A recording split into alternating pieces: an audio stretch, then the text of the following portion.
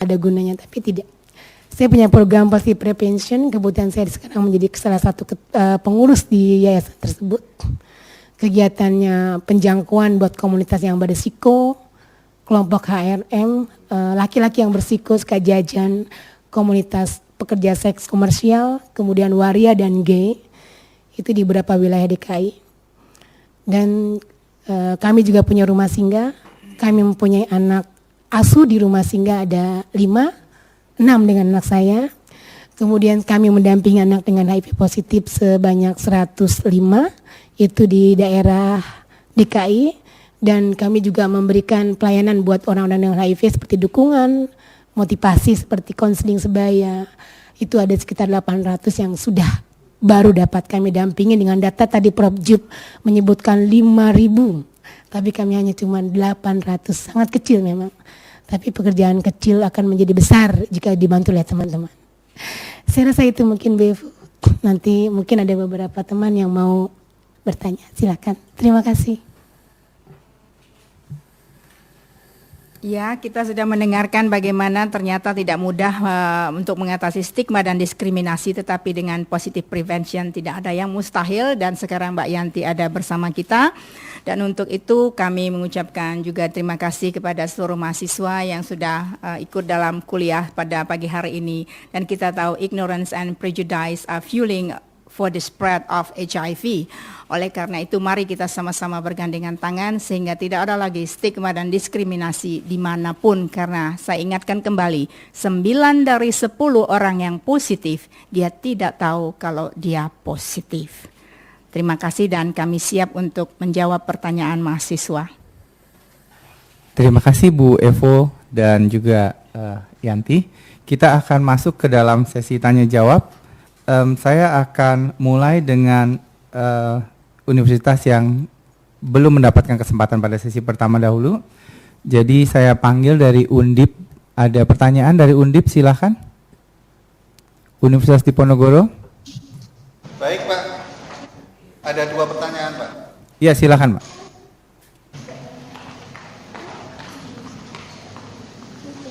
Ya, langsung sapa. Selamat pagi Ibu. Selamat pagi. Ya. Saya punya sebuah pertanyaan. Baru-baru ini saya mendapatkan informasi bahwa kalau di Jepang itu orang yang mendapatkan HIV/AIDS itu dipampang di tempat kerja, jadi diberitahukan kepada seluruh pekerja yang lain. Nah, untuk di Indonesia mungkin ini masih menjadi rahasia ya di tempat kerja. Nah, yang ingin saya tanyakan adalah di Indonesia ini apakah menutup kerahasiaan seorang ODA itu apakah akan membuka kesempatan untuk menularkan kepada orang lain? Seperti itu. Terima kasih Bu. Selamat pagi. Silakan satu lagi. Lagi Bu. Masih ada? Satu lagi. Ya, ya Undip silakan. Ya, terima kasih. Assalamualaikum warahmatullahi wabarakatuh. Ya, saya apresiatif banget sama Ibu Yanti ya, luar biasa seperti itu. Tapi yang ingin saya pertanyakan adalah di sini di Indonesia itu apakah sudah ada perlindungan gitu ya terhadap ODA-ODA yang kemudian kasusnya itu pada ibu rumah tangga seperti itu. Terus seperti halnya kemudian keputusan Menteri yang nomor 68 itu ya Bu ya. Apakah kemudian pemimpin dari perusahaan itu akan membiayai seluruh seluruh perobatan yang ada pada karyawannya yang ODA seperti itu. Ya, terima kasih. Ya, terima kasih. Kita kumpulkan dulu setelah Undip dari Universitas Andalas ada pertanyaan. Universitas Andalas Padang, silakan. Kalau ada. Terima kasih Pak. Sekarang lagi tidak ada pertanyaan Pak. Oke, terima kasih. Berikutnya dari Universitas Cendrawasih, silakan. Universitas Cendrawasih.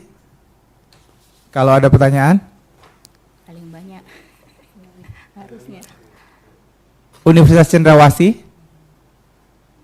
Papua, ada pertanyaan?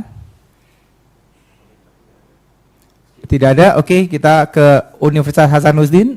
Unhas, ada pertanyaan dari Unhas, silakan.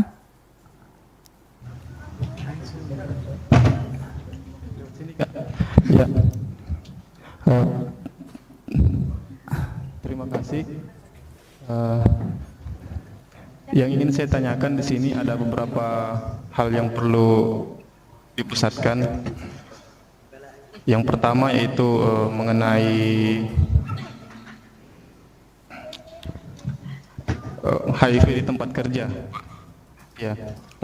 Jadi saya melihat bahwa tadi data pada sesi pertama tidak ada yang masuk di jam sostek.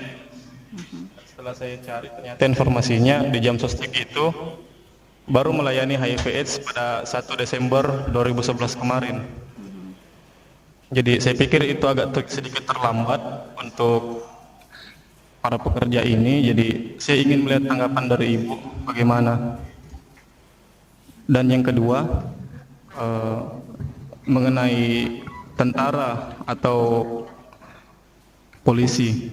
Jadi saya merasa agak sulit untuk masuk di sisi ini karena seakan-akan ini saya mencari datanya yang paling terbaru pada tahun 96 sampai tahun 99.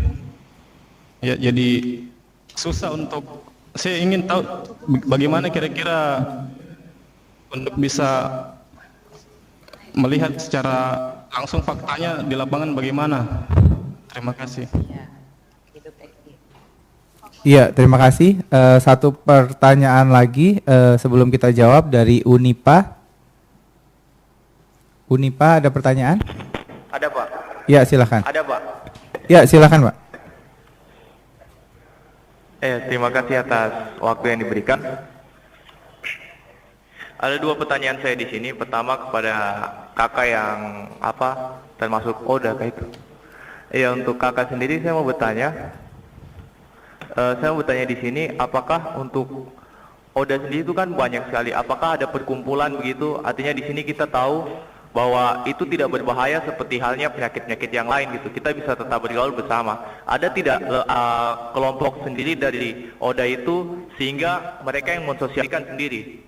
Jadi tidak dari lembaga penanggulangan AIDS, tapi langsung ada orang mungkin didampingi dengan pemerintah untuk langsung terjun ke lapangan berbicara ke mereka bahwa kami juga bisa berprestasi seperti itu. Kemudian yang kedua, yang saya mau tanyakan ke Ibu di sini terkait HIV sendiri ini kan tadi sebelum materi ini ada materi Pak Dokter bahwasanya HIV ini bisa sembuh, artinya di sini ketika dia terjangkit kemudian dia bisa meminum obat ART tadi, kemudian virusnya berkurang gitu. Kalau saya melihat di sini kan berarti semestinya AIDS ini seperti halnya penyakit-penyakit lain. Kalau kita di sini mungkin saya misalkan malaria gitu. Malaria pun bisa sembuh kalau umpamanya HIV bisa sembuh gitu kan. Terus kira-kira sosialisasinya seperti apa gitu biar kita tidak terlalu takut. Mungkin sebelumnya kan dikatakan bisa sembuh, tapi informasi tadi dari HIV bisa sembuh dengan virusnya sampai pada nilai minimal. Artinya dia sama seperti penyakit lain yang juga bisa sembuh. Mungkin seperti itu pertanyaan saya. Terima kasih. Terima kasih. Ada 3 slide yang sudah bertanya, jadi kita persilakan Bu Evo dan Yanti untuk menjawab terlebih dahulu. Silakan Bu Evo. Ya, terima kasih para mahasiswa. Pertanyaannya ini bagus-bagus sekali ya mengenai Jepang dan Indonesia, di mana di satu negara itu sangat terbuka dan Indonesia masih tertutup. Nah, tadi seperti yang saya sampaikan, karena masih ada stigma dan diskriminasi, maka banyak orang menutup dirinya. Sebetulnya dengan menutup diri, persis seperti yang Anda sampaikan tadi, itu akan justru membuat bahaya. Yang saya katakan tadi 9 dari 10 tidak tahu kalau dia positif, maka dia akan juga menularkan. Dan kalau kita tetap stigma dan diskriminasi, maka para teman-teman kita yang ODA dia akan menutup diri. Nah, memang secara kebijakannya, secara internasional itu memang rahasia, kecuali orang tersebut yang mau membuka diri seperti Mbak Yanti. Nah, apa yang perlu kita lakukan adalah bagaimana supaya kita bisa melahirkan Yanti-Yanti lain ya, sehingga HIV itu sama seperti yang lain. Toh kenapa kalau saya HIV? Kalau saya bisa menjaga diri saya juga bisa berkeluarga, saya juga bisa punya anak ya, tidak ada masalah. Kemudian mengenai tadi ya perlindungan untuk ibu rumah tangga. Bagaimana kalau misalnya itu biaya-biaya untuk pekerja, apakah ditanggung? Jadi begini, di dalam perusahaan itu ada kebijakan, ya masing-masing kebijakan di setiap perusahaan itu berbeda. Nah, kalau dibilang apakah itu ditanggung, nah itu ditanggung di dalam asuransi mereka. Dan mereka sebagai pekerja itu juga memiliki jam sostek. Sekaligus saya jawab dengan pertanyaan tadi ya, dengan jam sostek. Memang baru 2011 kemarin itu bahwa jam sostek itu mau menanggung bahkan memberikan bantuan kepada ODA. Nah, ini adalah memang tugas berat kita. Tidak usah jam sostek, masih banyak juga ya di di pemerintahan juga ya, di instansi pemerintah lainnya yang memang mereka harus bertanggung jawab untuk masalah ini pun masih melakukan seperti itu. Dan kita sudah berterima kasih kepada jam sostek sebenarnya bahwa mereka sudah menyadari. Dan terus terang bahwa kami bersama-sama dengan tim dari KPA Nasional, dari Indonesian Business Coalition on AIDS, dari APindo, itu duduk bersama-sama ya dengan ILO bagaimana supaya ada satu jaminan kesehatan untuk para ODA, dan kita bersyukur sekarang jam sostek sudah memahaminya dan tidak di-exclude lagi ya, dan itu adalah satu kemajuan yang baik. Lalu bagaimana dengan tadi pertanyaan Anda, apakah itu terlambat? Lebih baik terlambat daripada tidak ya, yang penting sekarang sudah ada. Kemudian mengenai TNI Polri, sulit sekali masuk. Nah ini sekarang ada yang namanya program yang namanya high risk man atau lelaki beresiko. Dan itu ada programnya lelaki beresiko tinggi, LBT ya. Nah sudah dilakukan karena apa? Ada yang namanya 4M, yaitu mobile man with money in the macho environment. Nah ini ya, macho environment seperti kita lihat ya, itu kan angka-angka di tambang, kemudian di oil ya, di plantation itu sangat-sangat tinggi dan mereka jauh dari family. Sama juga seperti TNI dan Polri. Kalau Anda katakan tadi susah mendapatkan datanya, mungkin nanti bisa dibuka ya di dalam laporan-laporan. Jadi kalau kita lihat sekarang untuk jumlah kasus AIDS menurut pekerjaan di Indonesia tahun 2011 ya, yang saya ambil yang dikeluarkan oleh Kementerian Kesehatan, itu anggota ABRI Polri itu tidak terlalu besar di sini. Itu yang terlapor ya, itu ada 12 dibandingkan ibu rumah tangga yang 288. Nah, mengapa kemudian sekarang fokusnya itu pada lelaki beresiko? Itu tadi sebabnya. Ibu-ibu yang diam di rumah, ya itu tidak tahu apa-apa, tiba-tiba dia tertular dan itu angkanya sangat meningkat tajam. Kemudian mengenai HIV dan ARV tadi ya, bagaimana kita sosialisasikan? Nah inilah tugas kita semua ya. Sebetulnya kita harus tahu, yang pertama bahwa HIV bukan akhir dari segalanya. HIV itu bisa dicegah. Ya, kemudian sekarang sudah ada yang namanya ARV. Jadi treatment adalah prevention. Dan HIV tidak mudah menular seperti yang dibayangkan orang. Kalau tidak ada 4 media itu, yaitu media darah, medianya, kemudian cairan semen atau air mani, kemudian cairan vagina dan air susu ibu. Itu medianya, dan pintu masuknya ada 2, yaitu luka terbuka atau luka tusuk mendalam dan jaringan halus.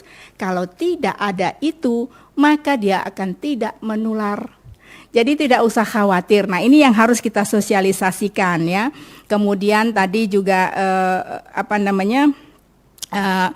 dengan adanya obat tadi sudah banyak ya teman-teman yang baik itu di komunitas maupun yang di tempat kerja yang mereka tidak mau membuka diri, itu sudah undetectable. Artinya apa? Dengan dia mendapatkan pengobatan ARV, sekarang virus di dalam tubuhnya sudah tidak terdeteksi.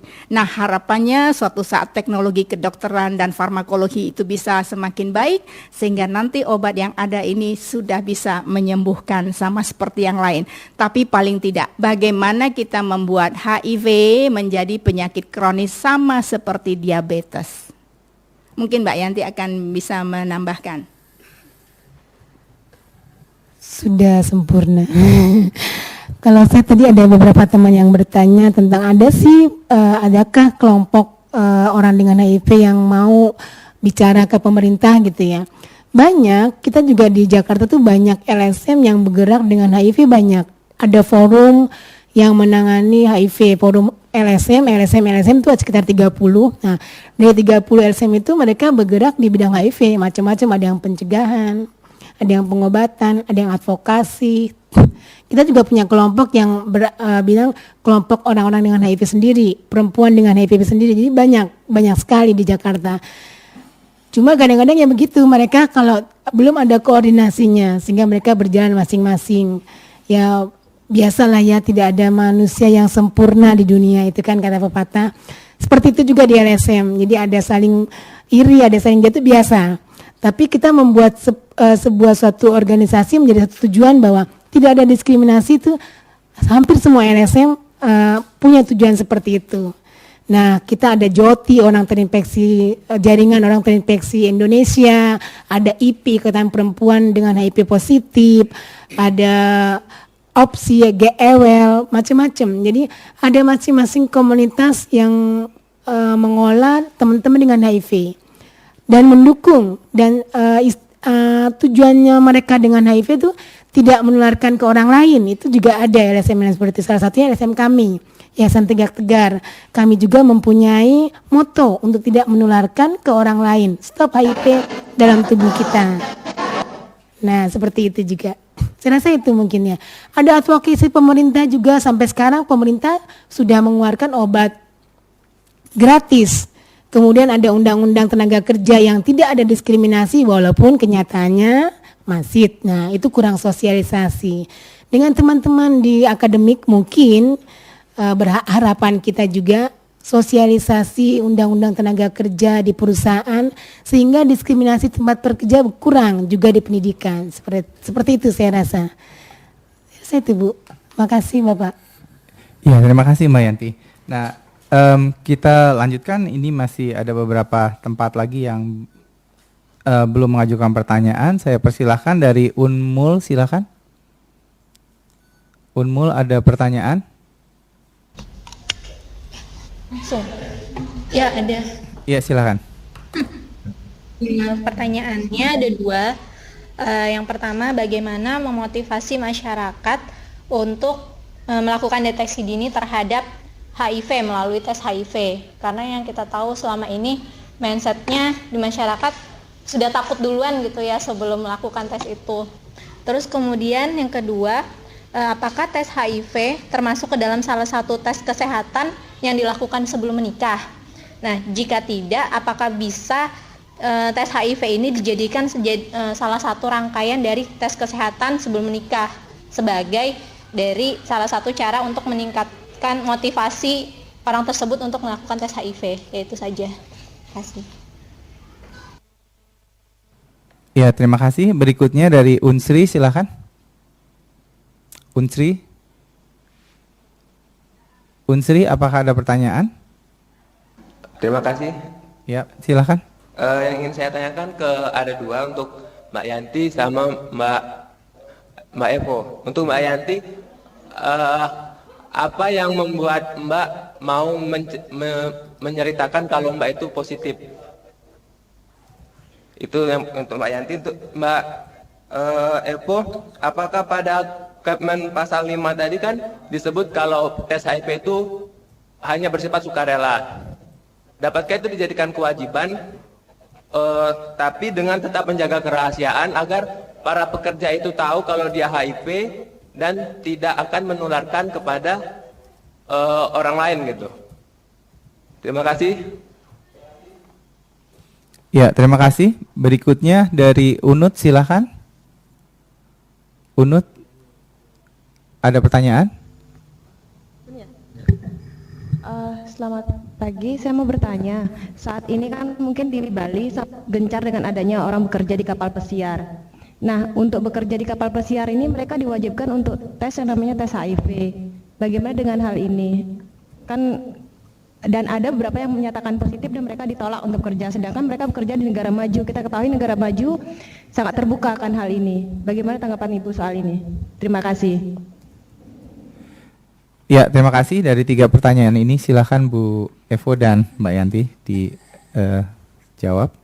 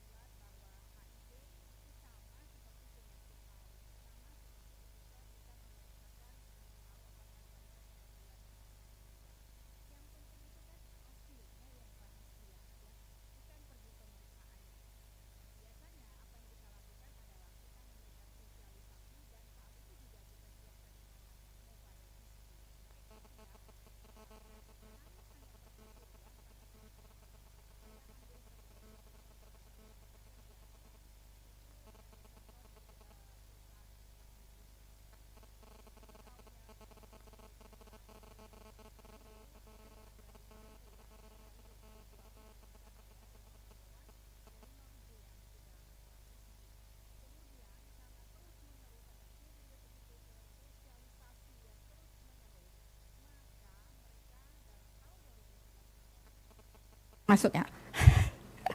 Harus diulangnya nggak masuk ya? Baik, saya ulang dari awal. Terima kasih ya. Bagaimana memotivasi ya. Jadi saya ambil contohnya bahwa apa yang dilakukan tadi, 9 dari 10 orang yang positif tidak tahu dia positif, maka itu akan membuat kita akan kesulitan. Oleh karena itu, setiap ada penyuluhan, ada sosialisasi, kami selalu menyediakan yang namanya mobile VCT, di mana mereka boleh memeriksakan keadaan mereka dalam waktu cepat. Mereka tahu statusnya apakah dia positif atau tidak. Nah, yang penting itu sebetulnya hasilnya yang rahasia. Jadi sama saja seperti orang mau periksa darah dan hasilnya rahasia. Kemudian saya ambil contoh tadi ya, di Freeport Indonesia, tahun 2010 itu ada 5.000 yang sudah VCT, jadi di sana ada karyawan 22.000. Nah, tahun 2011 kemarin itu sudah meningkat menjadi 11.000. Nah, artinya apa? Penyuluhan kita berhasil. Karena apa? Kita menyampaikan yang tadi yang namanya program lelaki beresiko tinggi. Apa itu program yang namanya lelaki beresiko tinggi? 1 kali saja berhubungan seks tidak aman, Anda termasuk beresiko. Jadi semua orang rame-rame memeriksakan. Nah, kalau kita lihat hasil ya, BKKBN kemarin ya, bahwa di Jakarta, Surabaya, kota-kota besar, itu anak-anak SMU lebih dari 60% sudah melakukan hubungan seks. Itu sudah masuk perilaku beresiko. Ya, jadi pergilah memeriksakan diri. Kemudian dilakukan tes HIV sebelum menikah untuk persyaratan. Kembali lagi ya, yang namanya sampai saat ini itu masih harus sukarela. Tetapi ada yang namanya juga yang namanya provider initiative. Ya, jadi kalau kita tahu, kita bisa sarankan kepada mereka untuk mereka mau melakukan pemeriksaan. Tetapi membuat itu sebagai aturan wajib itu sampai saat ini Indonesia belum menganut itu. Kemudian pasal 5 ya, sukarela. Bagaimana itu dijadikan kewajiban, saya pikir tadi sudah saya jawab ya. Jadi tidak ada kewajiban, tidak ada juga persyaratan bahwa kalau orang itu mau bekerja itu harus tes.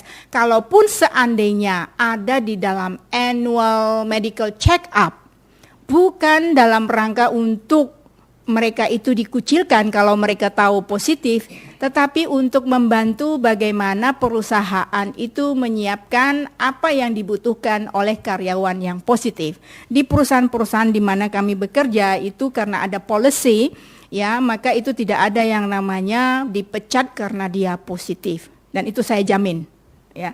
Kemudian pertanyaan berikutnya lagi mengenai kapal pesiar itu wajib. Nah, inilah masalah kita ya di Indonesia. Bukan cuma masalah pesiar, kapal pesiar. TKI kita juga begitu. Ada beberapa negara penerima, dia minta itu wajib, padahal tidak ada kewajiban. Nah, yang lebih sedihnya lagi, nah ketika mereka karena kebutuhan ekonomi, maka mereka mau diperiksa. Setelah mereka diperiksa dan ternyata mereka itu kan negatif, maka diterima di negaranya untuk bekerja ya, diterima negara penerima.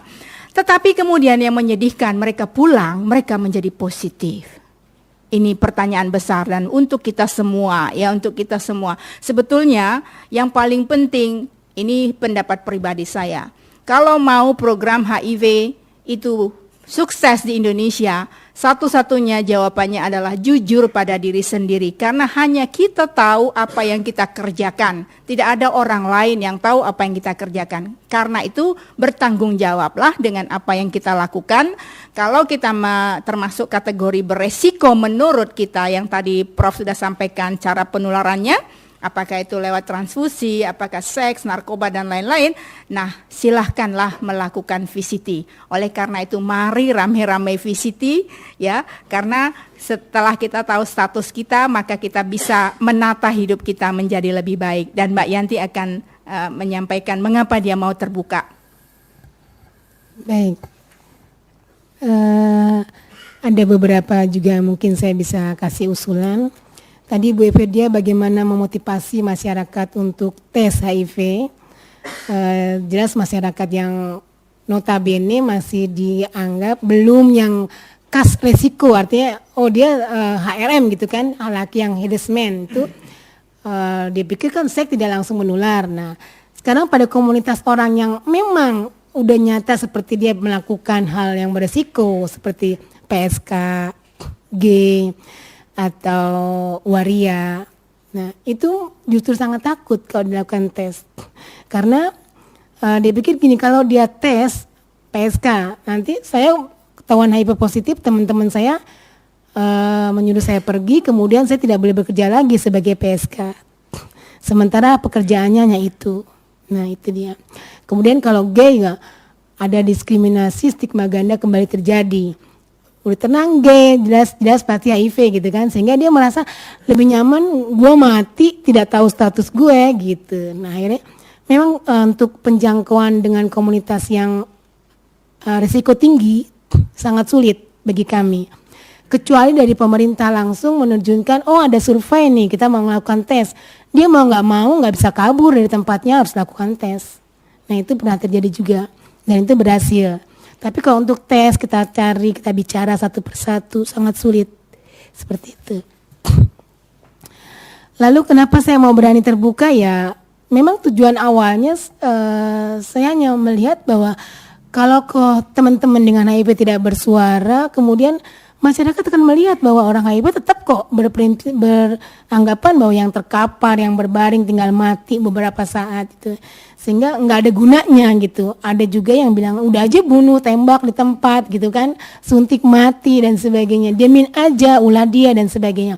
Tapi kemudian kalau saya bicara dengan HIV positif, artinya saya tidak beresiko, saya bukan pemakai narkoba, saya bukan penjajah seks, saya bukan gay dan saya bukan waria. Kemudian bisa melihat ibu rumah tangga, wanita, dan ternyata semua manusia punya resiko. Anak-anak, apakah anak-anak beresiko? Kan tidak. Nah sehingga orang bisa tahu bahwa oh ternyata saya pun beresiko dan teman-teman pun beresiko. Saya rasa seperti itu.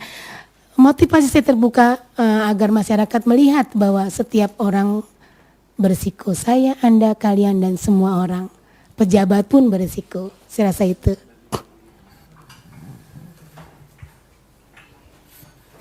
Iya, terima kasih. Saya masih buka kesempatan untuk bertanya kepada Usu, silakan. Usu masih ada? Ada pertanyaan? Ada Pak. Ya silakan. Ada. Saya ingin bertanya kepada Bu Yanti. Ibu minum ARV berapa lama? Terus kanker sejak kapan? Kanker apa? Dan apakah ada hubungannya dengan tidak mengonsumsi ARV dengan kanker? Terima kasih. Ya, terima kasih. Berikutnya kepada UMJ, silakan kalau ada pertanyaan. UMJ, silakan. Ya, saya ingin bertanya tentang kepada Mbak Yanti itu tentang apa sebenarnya yang dibutuhkan oleh secara spesifik ya oleh Mbak Yanti, oleh Oda itu dukungan bentuk apa, kemudian dari siapa, atau jadi kalau dari keluarga bagaimana, apa bentuk dukungan yang dibutuhkan gitu, kalau dari masyarakat umum, dari yang lain-lain termasuk petugas kesehatan. Kemudian untuk HIV pada profesi tertentu